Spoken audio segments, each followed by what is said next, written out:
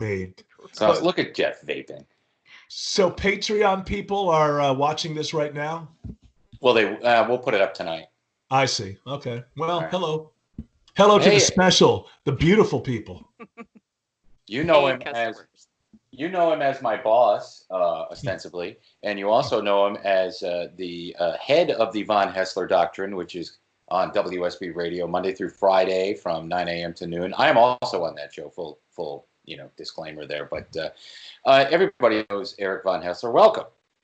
Yay. Well, thank you for having me. I've been on. I think this is the third time. It's only the second time with everybody. Right. I did one with Tim about Twin Peaks, as I recall. Yeah, you, me, and Nick. That was fun one. Yeah. I thought maybe you didn't like it because it was a long time ago and you never invited me back. But here I am. No, that was Jeff. He was upset that you really. Jeff and I have a love and hate. I thought we've been begging Eric to come back and do a super soft sounds of the 70s episode. Every time we talk soft rock, I say, invite Eric, and Tim's always said, Eric's busy. Hey, I will talk soft rock with anybody, anytime, anywhere. But we brought you on this week, or asked you to come on to talk about John Prine, who passed away last week of the COVID-19 disease, or whatever that is, the coronavirus. I don't know, what is it that is the bad part of it?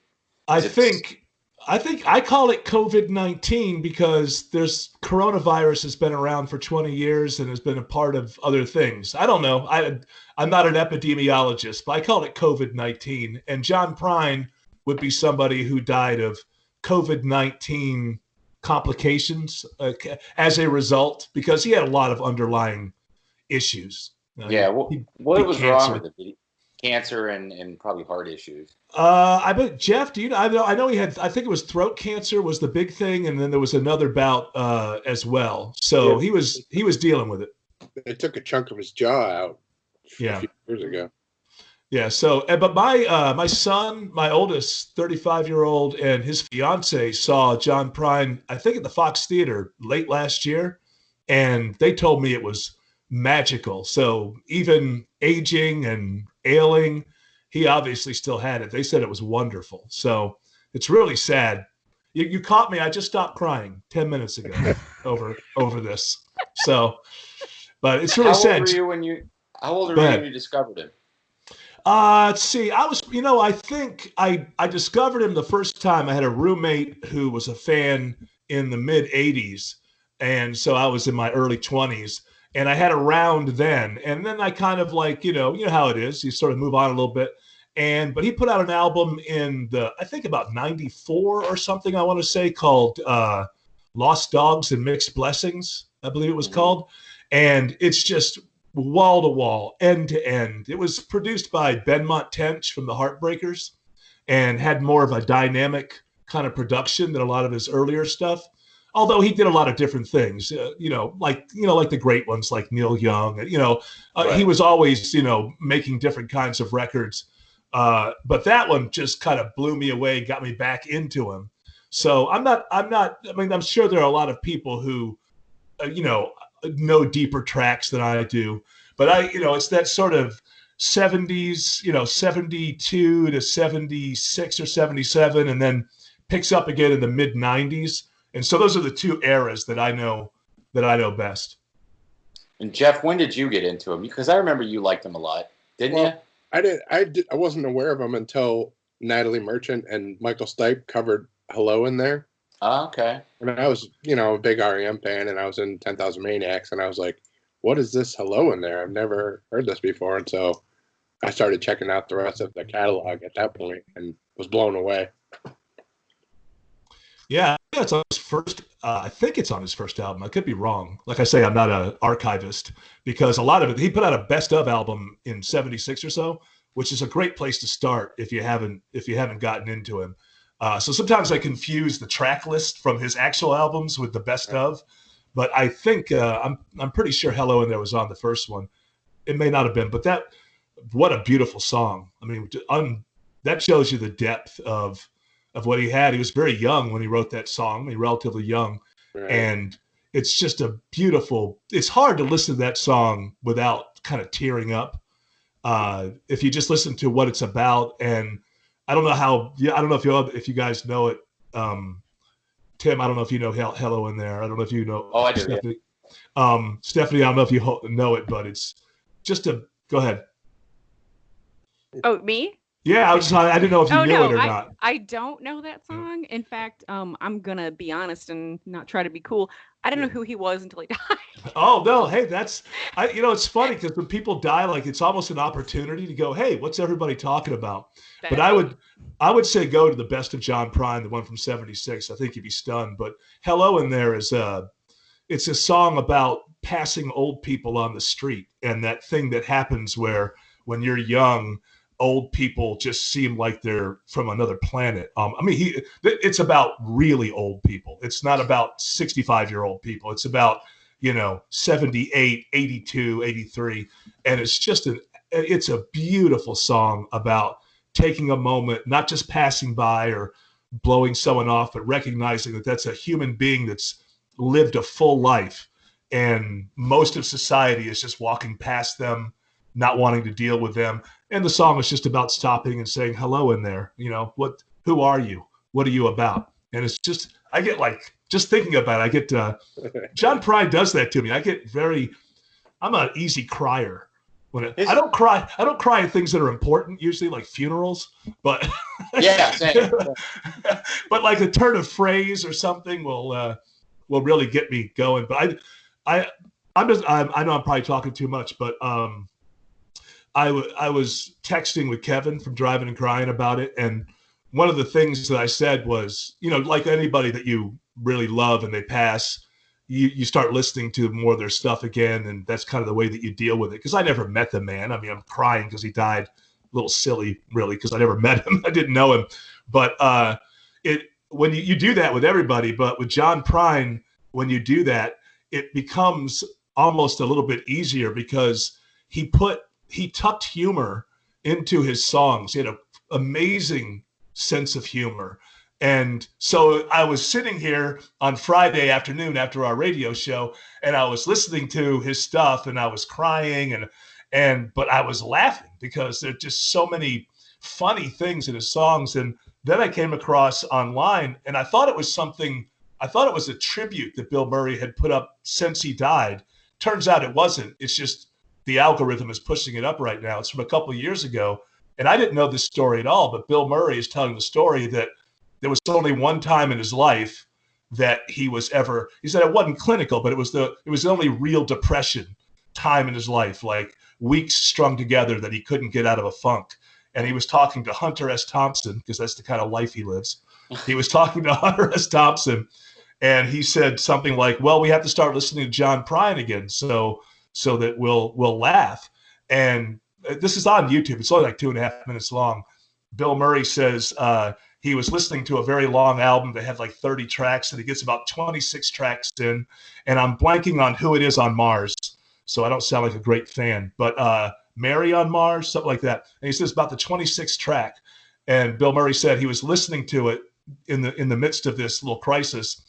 And at one point, John Prine sings a line, and Bill Murray said he went, and then that was the beginning of him being, and that was it. It was over. Yeah. And he came out of his funk.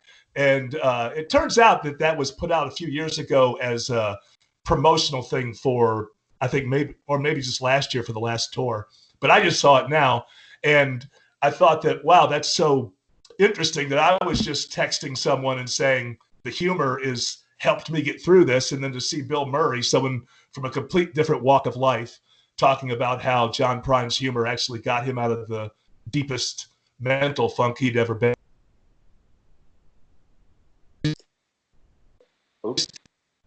I would go to that best of, and if you're cleaning or something, or just have it on in the background. I think you'll be really, really. It's not homework. It's immediately. It's easy to listen to, and a lot of his songs are very fun, and then other songs just tug at your heart. I really believe that he was on the Mount Rushmore isn't just for songwriters, right? I mean, there's people that we think of as the best songwriters ever, and Bob Dylan and Paul Simon and Lennon and McCartney, And to me, John Prine, Tupac's not my cup of tea, but I know people who love him, so I'm not going to say he's not. But he's to me, he's in that. He is one of the greatest songwriters ever. And I think, like they always talk about Velvet Underground, they always, that thing about how not many people bought the album, but everybody who bought the album started a band. I think John Prine, you can hear Bob Dylan and John Prine. Bob Dylan's first. But Bob Dylan turns around and says, John Prine's one of the best songwriters ever. And I think if you look online at the varied types of musicians that have put out videos talking about what he meant to them, you expect Jeff Tweedy and Bob Dylan. You might not expect Paul Stanley, but Paul Stanley was one of the people. Yeah, absolutely. Absolutely, yeah. He taught me how I could play folk songs, just like him, but I like to rock and I like to get laid, and I don't want some ethereal chick with really long underarm hair, but I get where you're coming from. He's a terrific fan. Yeah, I could never imagine Paul Stanley in a folk club, but that's the interesting part, is that he would be somebody who would come out and say, yeah, John Prine was great. A bullet from the back of a bush took Medgar Evers' blood.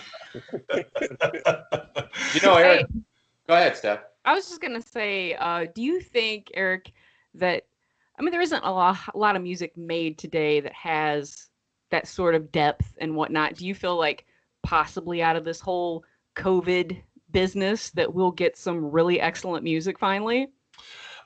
You would hope. I hope. I always think, what I would imagine, there's always great music. The question is, does it get to us? Because radio isn't going to feature stuff anymore like when we were growing up. And I don't know I really don't go enough through YouTube to find the great new deep band, but is there a 21 or 22-year-old Jeff Tweedy out there? I'm absolutely sure that there is. I worry that it won't get to me the way I found Uncle Tupelo and then Wilco and all that. But I don't know. It depends on what you're listening to when you're a teenager, right? I'm not going to go crazy about Billie Eilish, but if I listen to it, I go, I can't say that's not deep. She's 17. She created an album. It just doesn't sound, it's just not drums, bass, guitar, lead singer, the thing that I'm used to, or singer songwriter. So I think that I will tell you this. I don't know about music, but with the people that I've been talking to, if you're not paycheck to paycheck and in a really dire situation, which we know an awful lot of people are, if you are lucky like I am, 55, have my house, have a little room, and people that I know that are in that situation, some of them artists, they are taking the time, they've told me, to really, you don't get an opportunity to just turn it off and slow down. And if you're already an artist, I think that just like anything, 5, 6, 7, 8 months from now, that should turn into decent art. There's no such thing as good rock and roll radio anymore. So we're not going to hear it. We have to go find it, right? Yep. I always go ahead. Trey from Fish is in an apartment with either one of their songwriters or producers. I don't know whom, but he's constantly putting out Instagram videos. He's playing. He's creating music all day long, and I think that's because he has to. And he's trapped and he can't go anywhere. So just imagine that, Yeah, that's gonna come out in an album or on stage or some way, right? It's gonna have an effect. But I think the reason we don't hear, you can go into clubs all over this country on a Thursday,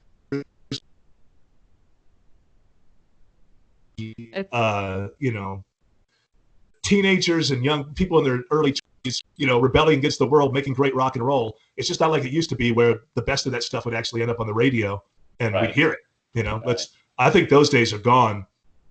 Unfortunately, I think that rock and roll that I grew up with, I think that it's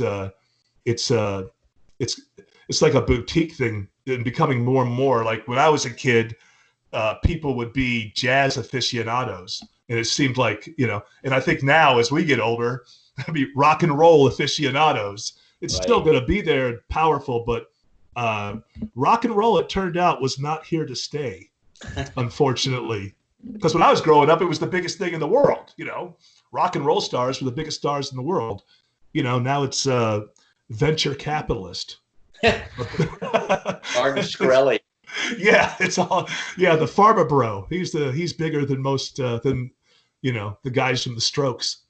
There's a song that Loudon Wainwright III put out on an album 30 years ago, and it was a tribute to Bob Dylan turning 50. And in that, he mentions John Prine and all the other people, Springsteen, and just everybody that came after Dylan. And I'm glad you said it earlier. So I was going to ask you that maybe John Prine is a better literal lyricist and can make you think literally and emotionally, where Dylan's lyrics aren't necessarily like that. Yeah. Well, I don't know. I would say my opinion is that Bob Dylan is the best songwriter in the history of the world. I think he's the Shakespeare of songwriters. And I think everything that is what we think of as singer-songwritery, I think he's the fountainhead. I think it comes out of him. But then out of that, well, who does it best? Then you get people who are, and I put John Prine up there in the, I think of Paul Simon. Me personally, my friend Kevin Kinney. I have favorites of people who have, but to me, it all starts with Bob Dylan for the singer-songwriter aspect of it. The rock band kind of thing starts with Lennon, McCartney, the Rolling Stones, that stuff. But even they, Lennon, McCartney, obviously, you got to tip it to Bob Dylan. When the Beatles start becoming, I mean, their early stuff is great, but when it starts to have the depth that Stephanie's talking about, it's after they start listening to Dylan. Nowhere Man. That's because they're listening to Dylan. Paul brought a Bob Dylan record into one of our sessions, and then he brought in a Byrds record, and I said, well, listen, let's just do what the Byrds are doing, and I'll write a bunch of goofy lyrics, and we'll make a lot of hits. And it all worked out. And then we'll go meet our handlers at the Tavistock Center in Germany, because we're really nothing but... Oh, anyway, that's a conspiracy. Eric, what are you doing the rest of the weekend? Me? I got super drunk last night and went out, and I felt like I was, I put speakers out on my deck, and I played At War with the Mystics really loud. Nice. And, my wife was like, if the neighbors like the fact that they like your radio show, so they're not going to call the cops. So, but it was, I don't know the last time you listened to At War with the Mystics, but the yeah song. Yeah. When you blare that off your deck in a neighborhood and he gets to that, people start thinking something weird is going on over there, but it was cathartic. So I don't know. It's a beautiful day. And then tomorrow is supposed to be tornadoes. So I think I'm going to go out and, try to soak in a little bit of vitamin D before the tornadoes come. Well, we'll get that generator hooked up. I haven't bought one. We looked at one. They're like $1,000, and I don't like the idea that I have to have diesel fuel all over my house. It seems like a starter. I don't. Yeah, we didn't get really that smart. One. We got the one that runs on gas that you can plug 3 things into that you don't want ruined, like your freezer. Right. Yeah. What I did get, and will help me during the radio show, is I bought these things that are called, I don't know, something like uninterruptible power something. So I'll be able to deal with brownouts. If the power goes out for a few minutes while we're on the air, it'll keep me on for like an hour. But, if the whole thing goes down, what the hell? As long as it's cool enough outside, I can handle it for 4 or 5 hours. Yeah. You guys have any questions before we let Eric go? Go ahead, Jeff. It could be anything. Doesn't have to be John Prine. This is your chance. This is my one chance. Nothing about me. Oh, well, not exactly a question, but I did want to say thank you so much for being a voice of reason during all of this. I've been listening to the show a lot lately, and I told Tim this last week, the show is in autumn. It's been so good to listen to you guys in the morning, and you just put a cap on everything and just calm things way down. And I just love the way that you guys have been doing it. And I have I work in a doctor's office. We have drug reps come in all the time. And I hear them in there all the time. Well, before we had to shut them all out because we're all going to get diseases from them and die. But before then, before that, I would hear them in there talking about the Vonhaessler doctrine. So many of them.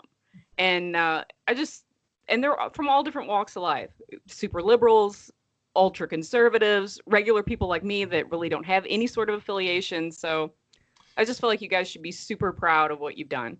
You know what? Thank you for digging it. And I love hearing that, especially when you say that, people from all over the spectrum.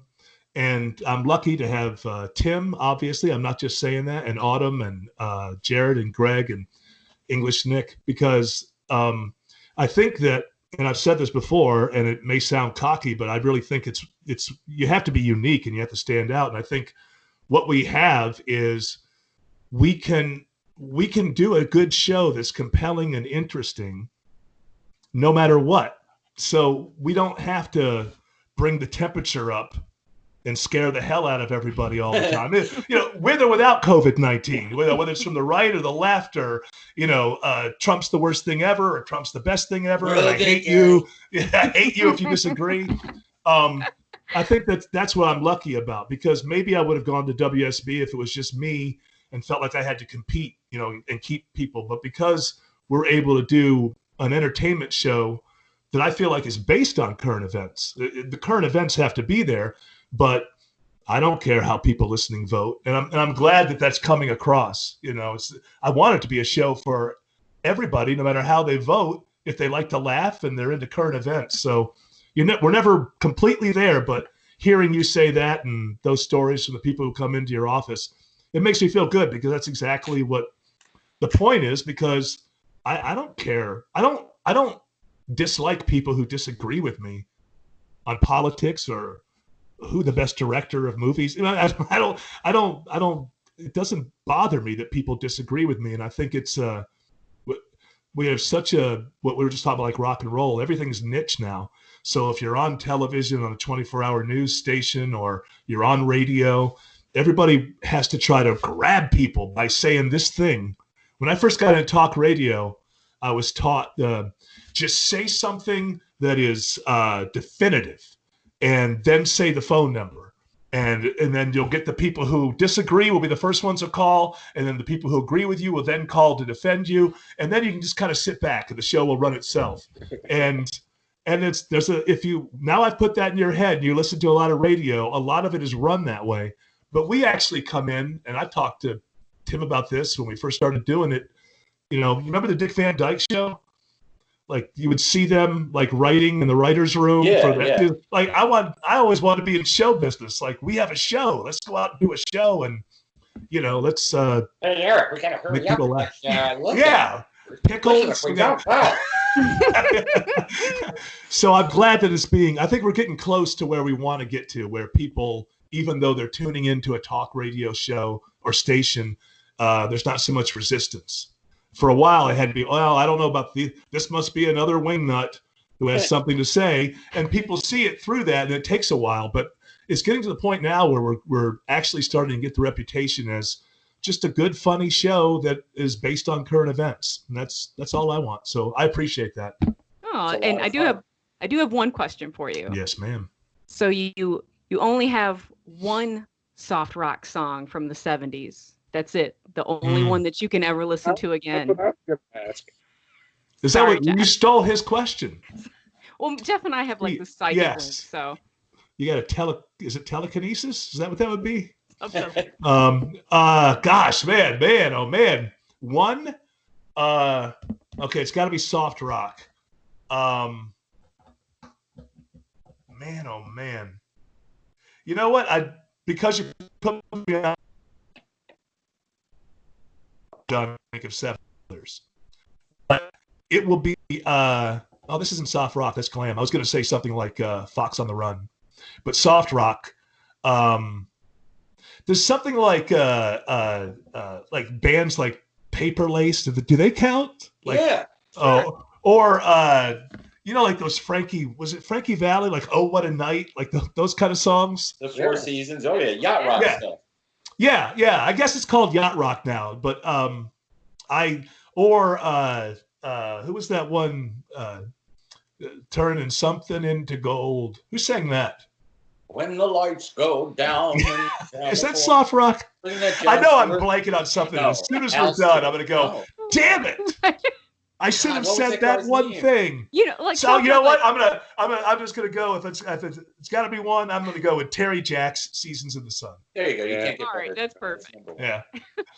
Well, thank you, Eric. I appreciate it. Oh, so go ahead, Jeff. Just real quick, is there anything you're binging that you can recommend to anybody while you're? Well, everybody I know knows that I'm on The Expanse. So I just got to the 4th season, which I guess is the one that was. So the first 3 were already done on Sci-Fi, is what I'm learning now, and this is the new one. And then the engineer shows up with a completely different hairstyle, and nobody says anything. Right. I find that kind of weird. I've really enjoyed The Expanse. I don't really binge on shows that much. I watch a lot of documentaries. But I won't watch political documentaries because you can make anything look like you're right if you make a movie. So I don't watch. So I've been trying to brush up and figure out what the hell calculus is since I'm 55 years old. So I've been watching those kind of documentaries. And I've been watching a documentary called The Great Artist on Amazon, just so that I know what the hell I'm talking about. Like, hey, Raphael, yeah, he was a painter. So what the hell? Why not watch an hour-long show and know what the hell he did or what his point was? So I found out, I learned, I didn't know this, watching these documentaries about the Renaissance painters. You know how the marble statues and the all-white, kind of look. The reason that they did that, now maybe you guys know this, I didn't know this, but at that time, they were just starting to dig up the antiquities, and it was coming out of the ground, and they were all white. And so all these artists were like, "Oh, we're going to go back to like that Greek style, that early Roman style." And it turns out that those statues were actually full of color. It's just that by the time they got dug up, they were white. And then that's why you have like the statue of David and everything being the way that it is. So that's what I'm doing with my time. I learn more. I don't know. Is it really learning, or is it just if you enjoy it, it's not. Yeah, it's stupid things that you can know and make yourself look charming or somewhat interesting at a cocktail party. Oh, I didn't know. Look, hey, Eric can do that. Eric, advanced math. I sit there and I watch these shows about math because I want to understand it, because this is the way the world works. But I hated math when I was a kid. It was the one thing that I do not remember learning to read. Not one moment. In my mind, it's like somewhere around 4 or something I was reading. But when it came to the multiplication tables, good Lord, that was painful and torturous. And my parents used to make me sit inside and do them over and over again on a Saturday, and I could hear my friends outside. And so I hated math for a long time. So now it's like popular science. Like, I don't really understand it, but at least I can go, oh, okay, I'm not a complete moron. I always said, you're not going to be able to carry a calculator around with you all the time. And I'm like, hey, now you can. Now you can. I have a fucking computer in my pocket that's more powerful than the one that sent the rocket to the moon. Thank you, I know. Eric. And we don't even think about it that way anymore, but that's true. Well, thank you guys for having me on. And if you want to do a soft rock special, I can come back on, and then I won't just be throwing things at the wall. I'll come armed. Cool. I'll come armed. All right. Loaded for bear. And we have a collaborative soft rock playlist on Spotify. You can jump in on that too. Can I be on Spotify if I'm not paying? Because I'm me. I'm the regular. I'm in the walled garden. Apple boy. Yeah, I'm in the walled. I'm not allowed out of the walled garden. I pay. I pay to be a prisoner. See you guys. Thanks. All right. Thank you. See you, Eric. Bye. Bye-bye. There's just going to be lag because everybody's on here today. Oh, I know. everybody's doing their Easter stuff. I've heard that a bunch of people are going to do their Easter stuff today on Skype and on Zoom to try because they know everybody's going to be on there tomorrow. So, yeah. Steph, did you print out all that stuff behind you? Where'd you get all that stuff? Oh, I picked out some pictures that I liked, and then I had Neil print them out for me. So it's very, very cheaply done. Is Mike connected yet? He's not in here yet. Give us a little walkthrough. What all you got there? Let's see. Hang on. Let me see if I can make us bigger. Damn it. I'm trying to move me. I wish one of you guys did this because I'm a dildo. I don't know how to do anything. Hang on. That doesn't work. I'm my grandmother trying to program a DVD player when it comes to this stuff. I'm such a dingus malingus. Okay, so I don't know if you can see it now, but let's see. There's the Mad Magazine issue with E.T. That was one of my favorites when I was a kid, and that is from Big Trouble in Little China. I don't know if you can see that. That's the big David Lopan there, and Rick and Morty, obviously Radio Labyrinth, Mandalorian. Over here is Jules drinking his big kahuna. Jules. He's drinking his big kahuna shake. I got Early Kyler right there. Average. I got Crystal laying right here in the middle of the galaxy of the There she is. I got RoboCop. I got Snoopy, Breaking Bob down here. And my Barkville Dog Rescue, and Adopt, Don't Shop. Nice. Don't shop. I was going to say, if you're from Michigan, you got COVID. Is that what they call it? COVID? They got COVID. Yeah, you got COVID.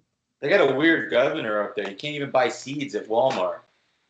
It's a little bit crazy. I mean, but I don't know. There's a lot of people, kicking the bucket up there. So how long until we all get the barcodes on our foreheads that say whether we can go back to work or not?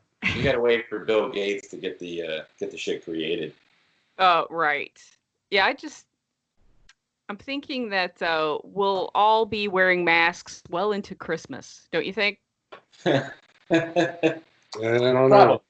Probably. Well, while we're waiting for Mike, let's record. Mike says he hasn't. Okay, real quick, I'll read this. He hasn't been able to. He can't connect. So why don't we record the intro real quick before we get on with Dave? Is that cool with you guys? Okay, sure. Hey, everybody! Welcome to Radio Labyrinth, Season 5. Is this episode 16, Jeff? Yep.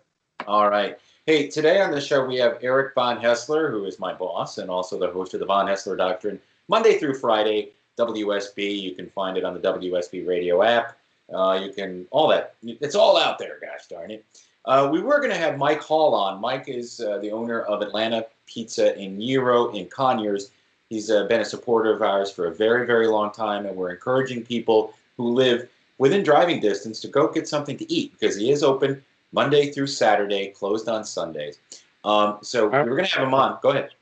I almost drove out there yesterday to get some pizza. I was going to go out there today, but I had to do a bunch of prep for the storms we're supposed to get tomorrow. So he sent me this to mention their family dinner special for $25.99 for a large pizza, salad, and garlic bread. Otherwise, they have a special catering menu on their website. Use the Slice app to place your orders online. Pay for them ahead of time. Drive up there. And one of our radios, Dustin Lawler, did it last night. In fact, using Slice. So you can pick it up curbside, and of course, no one's going to deliver it to you. And I'm getting my little notebook here where you can't see it, of course, but I can talk about it. Because I have information in here, right? Information is key. You need information. Information is very important. Call them, 770-483-6228. Atlanta Pizza Gyro, that's GYRO.com. Again, Atlanta Pizza Gyro.com. They're open 11 to 9 Monday through Friday and noon to 9 on Saturday, closed on Sundays. So thank you, Mike, for being a supporter, and we hope we get you some business out there. Also on the show, We're going to be talking to Dave Willis. You guys know Dave Willis from Aqua Teen, of course, Squidbillies, Your Pretty Face is Going to Hell, Archer, tons and tons of other stuff, I'm sure. And we're going to see what he's up to in a little bit. So, what have you guys been doing? Oh, I watched working. Yeah. I watched the Galaxy Quest documentary last night on Amazon. It's called Galaxy. Never Surrender, the Galaxy Quest documentary. I didn't know there was one. Yeah, it's on the Amazon Prime. It's like the Trekkie, what was that Star Trek documentary? Trekkies? Yeah. Oh, yeah. It's like that, but for Galaxy Quest.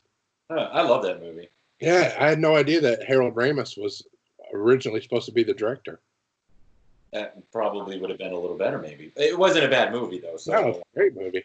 Yeah. But watch that documentary. It's real good on Amazon. Okay. If you like Galaxy Quest, which I do. We're going to talk to Eric in a little bit about John Prine, the singer-songwriter who passed away last week of COVID-19. But we also lost some other people. An actor by the name of Alan Garfield was 80 years old, passed away. Now, I think most of us would probably know him from Beverly Hills Cop 2. His abusive. I got real tired of his abusive behavior, so I had to fire him. What's that from? Beverly Hills Cop 2. Oh, that's right. That's right. He's also in The Conversation, Nashville, Bananas. The Conversation, of course, directed by Francis Ford Coppola, early film with Gene Hackman. He was a one-time Golden Gloves boxer. Now, here's the thing. He hasn't acted since 2004. He was in one of those homes in Hollywood where the motion picture home where actors retire when they can't do anything. And apparently he had a couple of strokes back in the early 2000s. And then, because he is so memorable from Beverly Hills Cop 2 that I remember his face, but I don't recall seeing him in anything else. I just remember, what was he? He replaced, not Bogomil, but he replaced somebody. The Chief.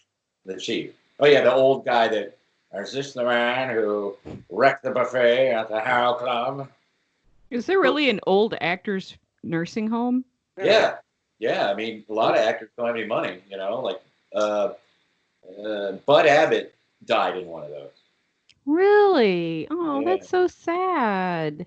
Well, who funds it? I guess the movie? Yeah, they're union and Oh, studios. that's We got to be also- odd. We also lost Lee Fierro, who is in Jaws. She was a teacher who slapped Sheriff Brody in the face and then never did anything after that, but apparently that was big enough to bring up. She died of COVID-19 as well. Linda Tripp did not die of COVID-19, but she died. And Linda Tripp, of course, the infamous person from the Monica Lewinsky and Bill Clinton, who kept the dress or told her to do something. I don't remember exactly what she did, but she was very funnily played by John Goodman. Right. Oh, and Dieter Laser died. You guys know who Dieter Laser is? Was he the host of Sprockets? No. He was the evil doctor in Human Centipede. Oh, okay. He's the one who sewed them all together? Yeah. Oh. He did a lot. He's a famous German actor, but that's what we know him from. And he died. What a legacy. What a legacy. Somebody sewed him to someone who had COVID-19. Oh, God. They coughed in his butt and gave him. Rest in peace. Some of the other shit that I watched Maria Bamford has been doing shows on Zoom. And the first couple she did, they got hijacked or Zoom bombed or whatever. But now she has moderators, and it was so funny. She's just in her house doing stand-up comedy, and there's a whole bunch of other people watching. So if you like Maria Bamford, it's a lot of fun. I do like Maria. Why is it do you keep hearing a hissing? All right, now it's stopped. Where that hissing's coming from. Okay, it stopped. Never mind. I don't know. I didn't really notice it that much. Now it's his It's when you talk. When you talk. Huh? When you talk, you can hear. Me? Yeah. Well, what the hell's causing it? I think you're just hissing. You're turning into a snake. Well, I don't really know what to do here about that. So, yeah, sorry. It's like a little campfire sizzling in the background whenever you talk. Well, there's just going to be weird stuff. There you go. Well, okay. There is. So what else is going on, guys? What else? I watched Parasite. Is that any good? Yeah, it was real good. I wasn't annoyed by the subtitles like normally I am with subtitles. Did you watch that Chappelle thing yet? That Mark Twain Prize thing on Netflix? Jeff said he'd seen it ages ago. Yeah, I saw it when it was on PBS a long time ago. And that was and they put all the clips in it, the stand-up clips, all that stuff. Everything. It was that exact special. Uncut? Yeah. With all the swear words and everything on PBS? Wow. I didn't realize. Wow. It's very funny. So, and they show you all the old clips from when he was like 19 doing stand-up, and his mom's in it. It's on Netflix. It's on Netflix now. I love Neil Brennan. His tribute today was fantastic. Yeah, Neil Brennan's great. He created the Chappelle Show with Chappelle. Right. Well, I mean, Colin Jost had the funniest joke of the night. I won't ruin it for people, but yeah, it was pretty good. His joke was the funniest. Yeah, don't ruin it. I gotta find that. I want to see it. I was going to do a bit today called Workshopping Woody, but I couldn't find any. I didn't have time to put it together. But you guys here, I want to start doing Woody Harrelson impression. I've been working on it. Woody thinks 5G. Do it right now. Huh? Woody thinks 5G is causing the COVID. I saw that. Yeah, I don't know. Well, he's kind of difficult to do because he's kind of got a sing-songy voice, and he just puts his jaw out a little bit, and then his cheeks are up, and he's smiling when he speaks, and you don't want to get too crazy with it, but it's sometimes, so I got to practice it. You know what? The word that you need to practice on is precious. It's how he says precious is his entire, that's it. That's precious. Hello? Precious. Hey! Hey! How are you? Good, how are you? Hey! Welcome, Dave Willis from Adult Swim and other things. Welcome. How are you? COVID, great. Can people see me with my readers, my CBS readers? Yeah. Yeah. All right, I better take them off hold on. Don't do this, right? Just keep it up. Keep it up. We had Eric Vonhaessler on earlier, and he wore a hat. He has more or less than you. Well, I got it in all the right. Here, I'll just keep it jaw like this. You could do like John Hurt or not John Hurt, but whoever in 1984, and just be like this. Yes, the whole time. Obey. It feels like it's starting to turn into 1984, which is why we have you on to talk about all the conspiracies and the New World Order that's surrounding this COVID. Oh, no, I'm kidding. Not a hoax. Wait, never mind. But there is a lot of that going around. But no, we just wanted to check in, man, see what you're up to. Have you left your house? Yes, once 3 weeks ago to check the mail. Yeah. Do you get the gloves and the mask and go to Home Depot and Kroger, or do you have everything delivered? I did Instacart for the first time today. Oh, how'd that turn out? I got but I am definitely going to make a strategic run to get beer. I drank my last beer last night. It's looking bleak. We have a milk jug in Tucker. Do you remember milk jug where you drive up to the window and you get the beer and the cigarettes? So that's good. And they also have, I don't know, some bootleg sanitizer and paper. They have everything you need. It's just you've never seen it before, which, but they have it. So that's good. A lot of these pizza places that deliver are delivering beer and wine now, too. A friend of mine is a pilot for Delta, actually. Daniel, he does voice of Rusty and Squidbillies, but he's flying trips, and he's like, that the planes are obviously not very full. But he said at a Hudson News in the Little Rock Airport, he was able to buy 4 N95 masks and 4 packages of disinfectant wipes. Nice. In a Hudson News in the Little Rock Airport. That's crazy. I went to Ace Hardware yesterday, and they actually had Clorox and Lysol and all those things that no one else has. I just couldn't believe it. You can only buy one, but that's fine. Who needs more than one? Well, the guy on Instacart today, and this is our first time trying it out, and I read an article that because of all the sporting events canceled, that there is a glut of chicken wings out in the world. And so I thought, all right, I'll make some chicken wings. And he's like, no chicken, text me, and I'm like, all right, no wings. We'll get a boneless breast or get something. And he's like, no chicken. No chicken at all. Yeah. Zero chicken. I was like, shit. That's what I was gonna ask you. Is I know my Instacart shopper, she'll usually start texting me and saying, oh, well, they don't have this. Would you take this? And this last time they substituted these frozen pizzas for my husband, and he said, if all they have is squirrel meat pizza, just don't get it at all. Well, right, I didn't have the wings, so right now I'm marinating styrofoam packing peanuts. You know what? Good day. Just catch a couple from the gun I ordered online. Yeah, easier to get a gun than it is to get a chicken breast. That's essential business. Yeah, that's true. I mean, it is essential if this lasts through May. Yeah. I'm going to have to shoot your own game. Well, we have enough squirrels in the backyard, so I'll be able to get them. Yeah. I have a 22. I'm afraid to shoot it because it has been cleaned in over 25 years or 20 years. And I don't want to blow up in my hand when I shoot it. I bought my my first gun. I didn't grow up with guns, but I bought my first gun like a few years ago. I just thought it'd be good to have it. I'd rather have it than not, and it's so interesting because at the gun store, I brought my kids too, and I was like, we're all going to take a class. We're all going to learn how to shoot this. And halfway through it, my wife and my daughter just bailed, and my son wasn't really into it.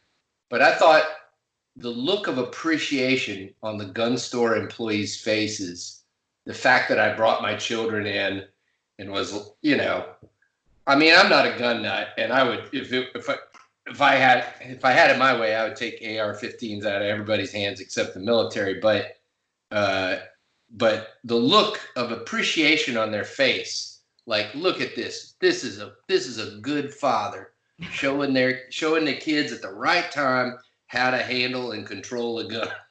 I'm like, all right. Thank you for sticking up for the Constitution. Yeah, it's exactly what Early would have done with Rusty. I did. I will admit, my mind goes to a dark place, and I made a Costco run about a month ago, and I did have on my sort of Post-it note, bullet store.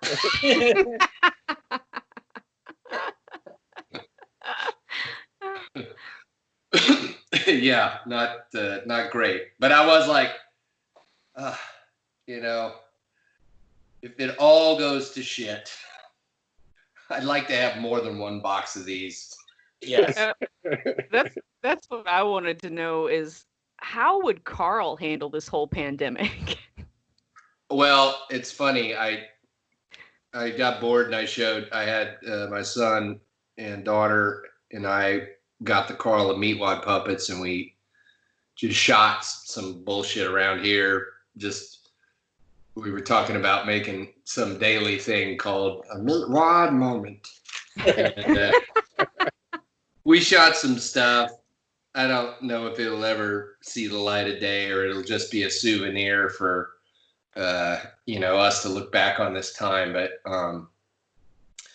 Carl was like, I couldn't hoard toilet paper, wipes, or nothing. So I tried to sort of think outside the box, and I bought all the grapefruit in the store.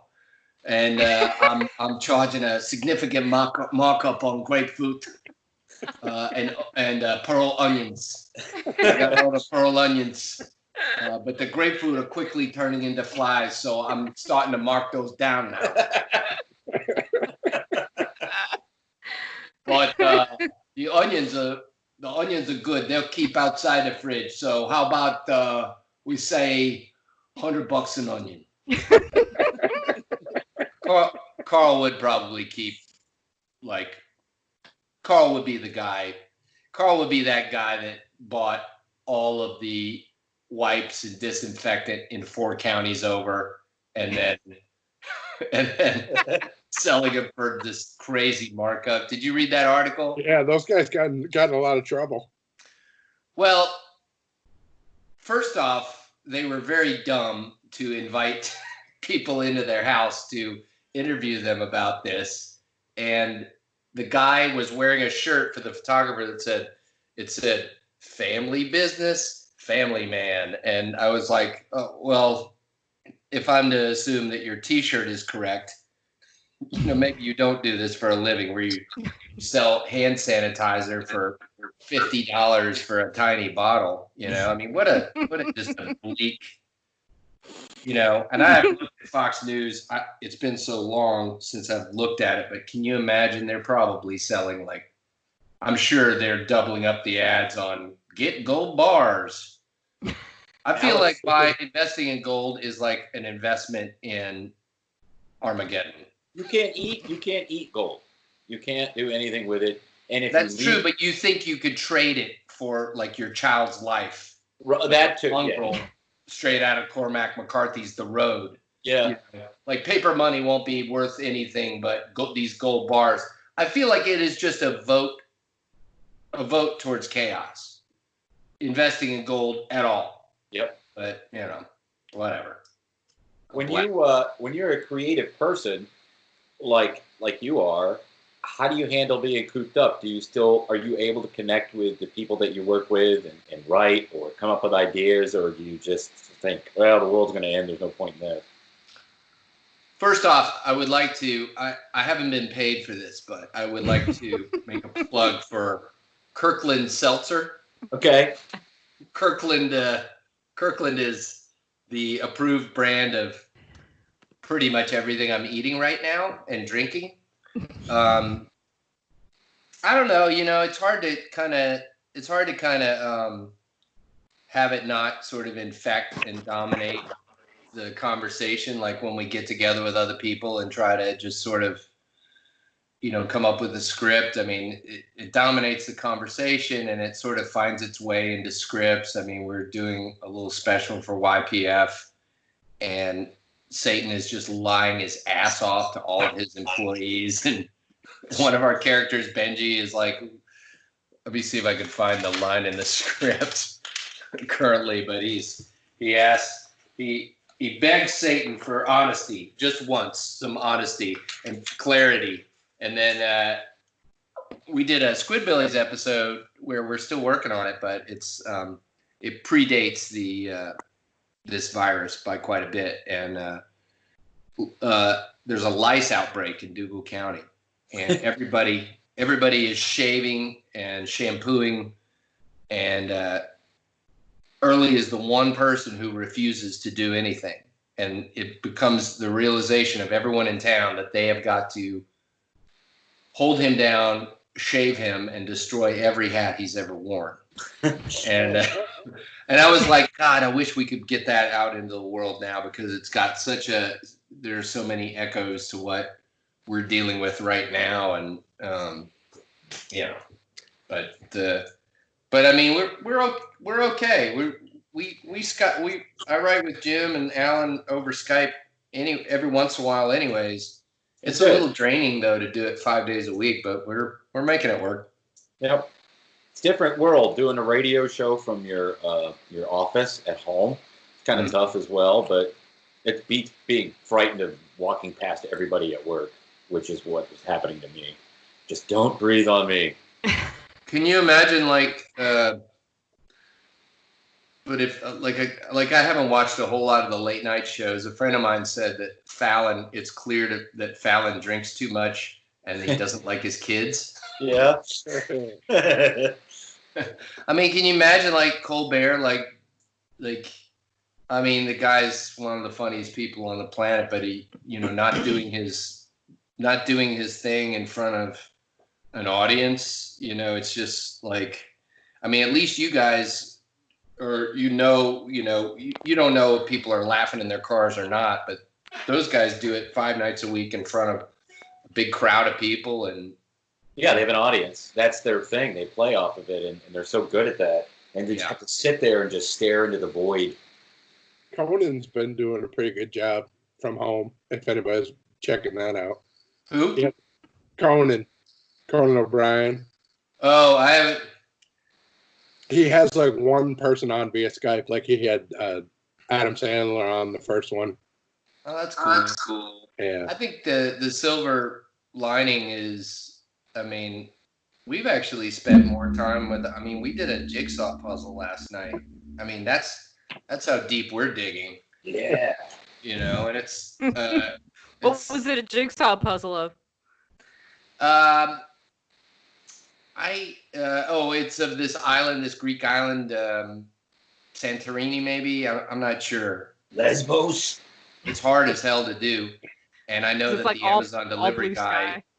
I'm sure the Amazon delivery guy is like, great. I'm risking my life to get this jigsaw puzzle to these idiots. It's an essential item. You know, and I'm like, leave the puzzle at the bottom of the steps. Then back away.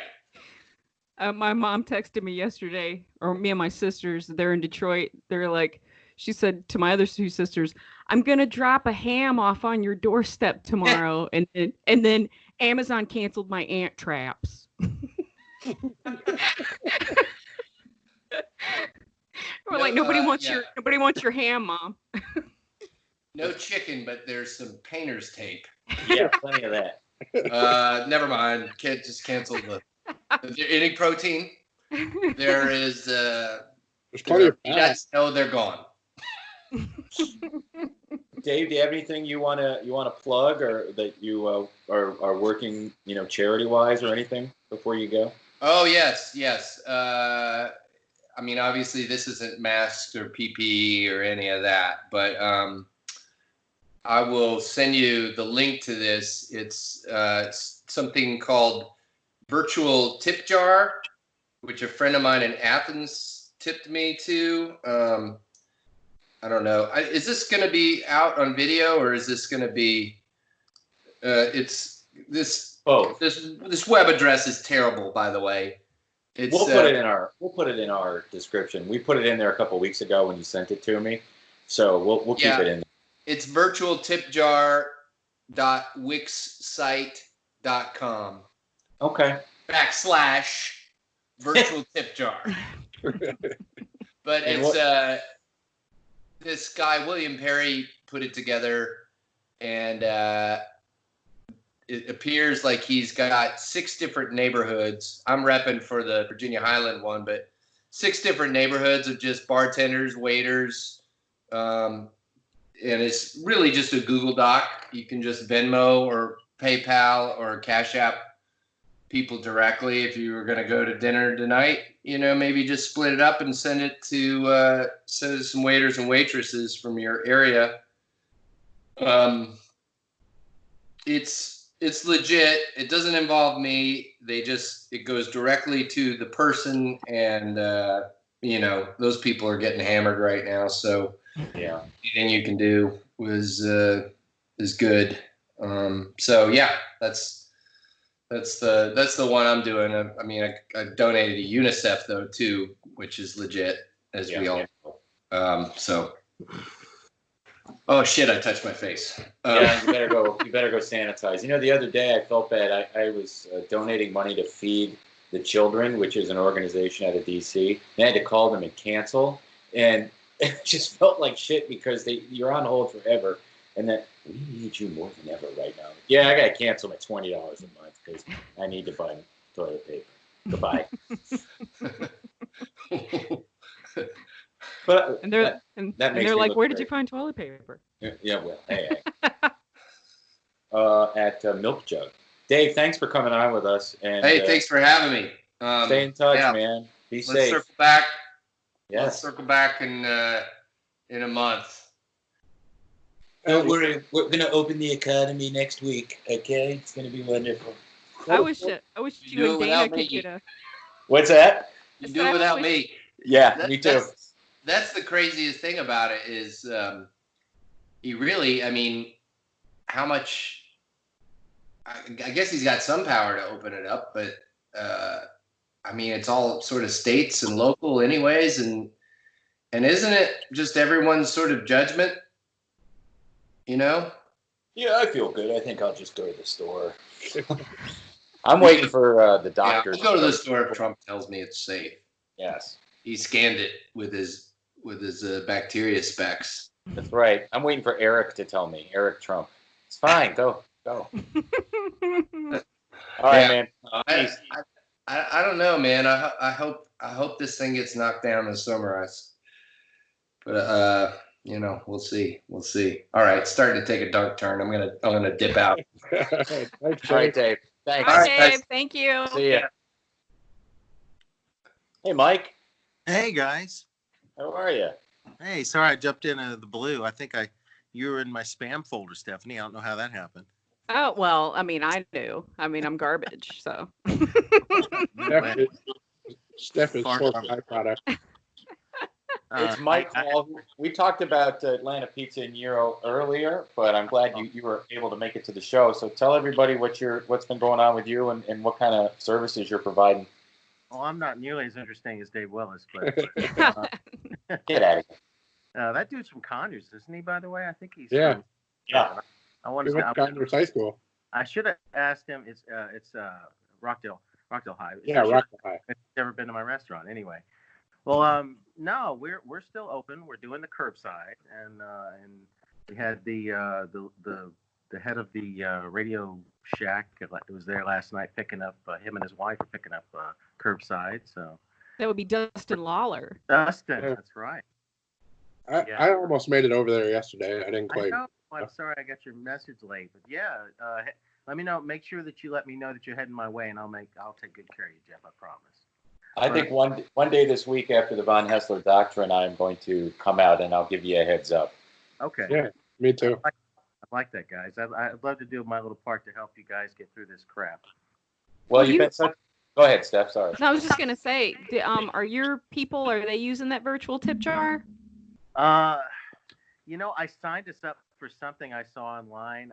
I've been applying for the SBA PPP loan, the Paycheck Protection Plan loans, and I'm working with trying to get anything I can out of my bank and just kind of eke through this thing. I mean, yesterday we had a fairly busy day takeout wise, so that was good and that was encouraging. But some days it's a lot less than normal, obviously. But yeah, we're open. We're being careful. We're doing our best. I got 10 people I got to pay, so I'm trying to stay and do the things we can do, make some money, and keep some money in their pockets. But yeah, no, I mean, I'll look and see if there's anything else that I can do for them. I know these servers, they need the tips. That's what they live on. So if no one's coming in to eat, nobody's got tips. That's the problem. So we got to keep it going now. Steph, Jeff? So tip if you're getting delivery or curbside pickup, be sure you tip. Yes, tip them. No comment. I do that today. I'm not gonna say I always appreciate it. I'll say that. Appreciate the business either way.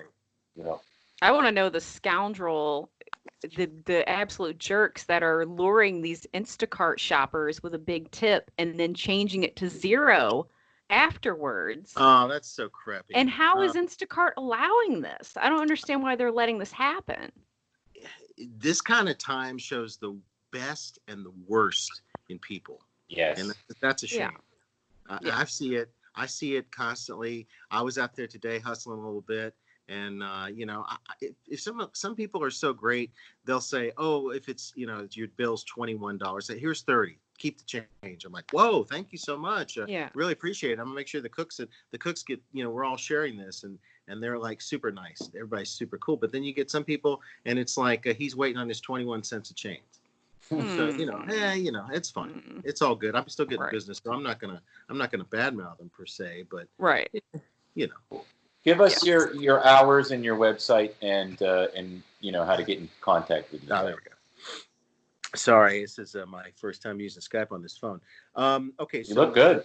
We're open 11 a.m. to 9 p.m. Monday through Friday, and then on Saturdays we're open from 12 to 9. So Okay. we'll be doing that, and we're closed on Sundays right now until at least the end of this thing, and we'll see how that goes after. We'll kind of regroup and figure out what the hell's going on, assuming we make it through this in one piece as a business. We will. We're doing our best. Are you making? I was going to ask you, are you making the most of it though? Like having the Sundays off? Like, what are you going to do anyway? Are you just enjoying some time with the family, or? Well, honestly, I usually don't work on Sundays. Oh, okay. Because I have a good staff and they usually pick it up for me. But everybody's enjoying the day off and really just catching up on trying to, it takes extra time to go to the store now. It takes extra time to take care of some things because a lot of times there's nothing. There's the things that you want to get at the store aren't there, obviously. So, I probably go to Kroger way more than most people. I go there at least 3 or 4 times a week because we pick up stuff here and there. We run out of tomatoes. We need something, and it's just down the street. But I tell you what, it is a weird place now. And there's people are strange, as I'm sure you all are seeing being out and about. Oh, yeah. Wearing your mask when you go? I've got one, but I just really try really hard to make sure I don't touch my face. I'm a big hand washer, and I just try not to avoid. I try to avoid being close to people. I try to kind of look away from them. If you walk by them and you're in the same aisle, I kind of look away so I don't accidentally get any of my breath or anything on them. I think it's just courtesy, and most people are appreciative of that. Sometimes you get people kind of come up and they seem clueless and they're right in your face, but you just kind of back off and you say, hey, what can I do for you or whatever? You put your hand up, say, hey, give them the little, hey. At my Publix, they put in arrows. They want you to only go one direction down the aisles. Jeez. Yeah. Yeah, I don't think the people at my Kroger would would adhere to that, but we'll see. We'll see. I'd be up for anything. It's fine. They got the little dots on there and say, stand here, wait here for the next one. So that's helpful. Before we let you go, are you binging anything, or can you recommend anything that you're really enjoying right now? You guys watch so much more cool stuff than I do, quite honestly. I mean, I listen in every week and I pick up this, I really need to be watching that. I actually never saw, I told you when I was on that one time on the podcast, I said I never watched Breaking Bad, and I'm actually started watching it slowly. I'm kind of catching up. So I wanted to watch that before I start watching Better Call Saul. So I haven't been watching Better Call Saul. Every time that's on, I skip ahead. I don't want to get spoiled. Oh, no. So, but I'm getting some great ideas, and I love it when you guys do go over your, what you've been watching and everything. So, I mean, maybe even this is maybe a suggestion, but something like occasionally a review of the best shows of this time period to make sure don't miss these. If this is the stuff that we've been talking about regularly, that definitely check these things out if you get some extra time, blah, blah, blah, kind of a thing. That's what we'll do next week. Yeah. Well, I mean, just thought because No. that would help me. Because sometimes I sit there at night and I'm saying to my wife, "Hey, come on, let's watch some TV or whatever," and she's like, "Well, I don't know," and then we'll end up just watching live PD. So that's all. Nothing wrong with that. You're all right, right. be safe, and thank you for staying open and keeping people fed, man. And your support for us. Thank you, Mike. Thanks, Mike. Thanks for all the help you do and all the great well wishes you give us, and I appreciate you guys. I love it a lot. You're always good for a laugh and a great way to enjoy the time that we get. So thanks. Thank you. Thanks, Mike. Take care, guys. Bye. Bye. And he's right. We can talk really quick about what we watched before we wrap the show. Mine's probably going to be the shortest. Better Call Saul, which, by the way, was fantastic this week. Holy shit. Both of them. Yeah, it was. Drinking the pee? Huh? When he drank the pee? Yeah, but don't they both deserve Emmys for that? Oh, fuck. Oh, yeah. Yeah. Plot Against America. I'm really enjoying that show. Did you see? Go ahead. You don't know who he is, but Spurt was on that Plot Against America, Steph. You know Spurt from John Glazer Loves Gear? Yes. Okay, so I watched the first 2 episodes of it, and I was into it until I realized that it is an alternative history show, and then I didn't give a shit about it anymore. Right. It was like when I thought that it was real, I was so into it, and then I was like, nah, because the only time I really care about alternative history stuff is if it's been Tarantino'd, and it's just outlandish and everything. That's why I never got into Man in the High Castle or any of that stuff. It's not like it's not well acted. It is. It really is, and I enjoy all that. But I don't know. It was, I'm a dum-dum because around episode 3, I was like, wait a minute, Charles Lindbergh was never president. I don't know much, but I know that. Well, I love Totoro, and I love Winona Ryder, and everybody's so good in it. So I haven't noped out. What's that? Everybody's great on that show. And the dude that when the one dude went to Canada to join the Marines or whatever, he got training from a dude that was showing him how to like garrote Nazis. Yeah, that dude that was showing him how to do the rope around the Nazi's neck, that was the dude that was Spurt on. Oh, okay. And what episode was that he was on? 3. That was episode 3. Yeah. I also watched the first episode of Atlanta's Missing and Murdered: The Lost Children, which was rough. It was rough, but not in a bad way. I mean, it's so well done, and you learn a lot of stuff that you don't know about Atlanta. I just meant that they showed like the real bodies of these kids at the real crime scenes. And I mean, I watched it and I'll keep watching it just because it is so good. But God, is it hard to watch? It is very hard to watch. And then what's the last thing? Oh, Fish put out a new album last week, and I've been digging that. Sigma Oasis is the name of it. That's it. Well, mine's pretty quick too. I finished Ozark, loved it. And I've heard a lot of people say that it's slow going at first, and I agree. Right around episode 5, after you throw up in the bucket, then straight on, 6 through 10, we could barely stop. The intensity was off the charts. It was very good. I like got halfway through it, and I'm like, that's enough. And then I was like, let me watch one more. And then I was like, I'm watching it all in one day. That's it. Yeah, the last 4 episodes, you're just like, they just keep ratcheting up the intensity. Better Call Saul, like you said, was amazing. I saw it on the plane like 3 times because whenever I flew so much in January, but Neil had never watched it. We watched Good Boys. Is it good? Movie. That's hilarious. I think it's hilarious. It's on Netflix, so right? Or it was on HBO. It's on cable. On HBO. Okay. Yeah, it's so filthy, and I didn't think it was going to be that great. I was like, oh, it's a bunch of kids saying the F word, but it is funny. I really enjoyed it. It's like the 5th time I've watched it. That, and I finally watched Molly's Game. Man, what a good movie! That Aaron Sorkin movie about the chick who ran the underground Hollywood card game for all the years. Oh, I'm gonna watch that. It's really good. Jessica Chastain she's so good, and Idris Elba and all this other stuff. And then especially when Jeff told me that the main dude was based on Tobey Maguire, and I was like, oh, I always knew he was such a little turd. You could tell. What's it called again? Molly's Game. Molly's Game. I saw it in the theater on Christmas Day when it came out. It's a long movie. It's like 2 hours and 20 minutes long. It's very good. But anyway, and my other thing that I've been watching, I just found this. Do you guys have Jeff said he doesn't have the MGM channel. Do you have the MGM channel, Tim? Do you know? I don't know. It's one of those weird, obscure channels, and they'll just show classic movies all the time. But then they have this show. It's called MGM Movie Spotlight. Obsessed with this show. They're 25-minute episodes where they'll take classic movies that we all love, like Get Shorty, To Live and Die in L.A. I was trying to think of some other ones. Invasion of the Body Snatchers. I mean, all these movies, and they do a complete deep dive into them. They have interviews with the actors. Oh, the Wild at Heart one was so good. I watched it 3 times. Oh, I love that movie. It's really good. So if you happen upon it, it's called MGM Movie Studio Spotlight. Is really good. All right, Jeff. I finished Future Man on Hulu. I love that show. Nobody else likes it but me, I guess. You got a great big. I watched Parasite on Hulu. That was really good. I'm watching The Amazing Stories on Apple TV. Have you guys checked any of those out yet? Everyone's been great. Not yet. They're all filmed here in Atlanta. Yeah. And everyone I've watched has been great so far. What else did I watch? That Galaxy Quest documentary on Amazon, definitely worth watching. And I watched the Eugene Merman Comedy Festival documentary called It Started as a Joke. Where's that at? You got to go to his website and buy it. Or you can do it digital on demand, whatever, where you can rent it or buy it. Oh, I want to see that. I love him. He's such a fool. After I rented it, I felt like, oh man, when I get back to work, I'm gonna fucking buy this because it was so good.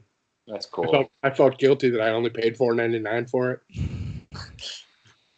How much is it? To rent, it's like $3.99 or $4.99, depending on where you go.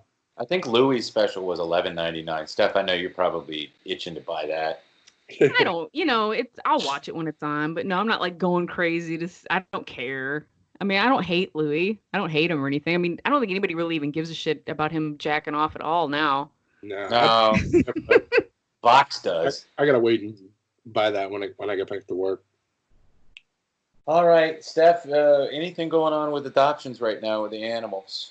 We've been actually still adopting dogs out. People have been stepping up, and so we've still been pulling dogs. Our rescue has. I had a Skype meet and greet for my Jocelyn, my foster dog today. The lady lives up in Pittsburgh, but she didn't have a fenced-in yard, and Jocelyn kind of really needs that area to run it out. She's a little bit of intensity to her, so we agreed that it wasn't a perfect fit for her, but it was cool. So, awesome. So we're doing a lot of adoptions still. I was gonna go to the shelter tomorrow and help volunteer, which they're still letting us do that. But I'm old, I guess, and I threw my back out a little bit yesterday mowing the lawn. So I'm sitting here on a pillow, and I've taken 100 Motrin, and I'm hoping that it goes away. All right. Well, I hope it does too. Thank you. Well, all right, guys, stay safe. Hopefully, Ira will be back with us next week. I'm talking to Dan Fogler. You guys know Dan. Oh, cool. Fogler, yeah. Balls of Fury. That's right. Hopefully, he'll be on the show next week with Josh, or at some point. Well, if he can't do it, he's trapped in England, can't leave, so we'll have to work on his time frame. So. Oh. That's one thing, but you did a good job today, Tim. You got us a stacked show. I thought it was a lot of fun. I hope you guys liked it. I hope the audience liked it. The show will be put on the Patreon page today, later on tonight when Steph sends me the link, and it's patreon.com/Tim Andrews. The released episode that comes out Tuesday morning will be edited like the old shows. So. Guys, thanks for jumping on today, and keep it canon. All right. Bye. Bye. Thanks, guys. Thank you. Yeah, that was fun.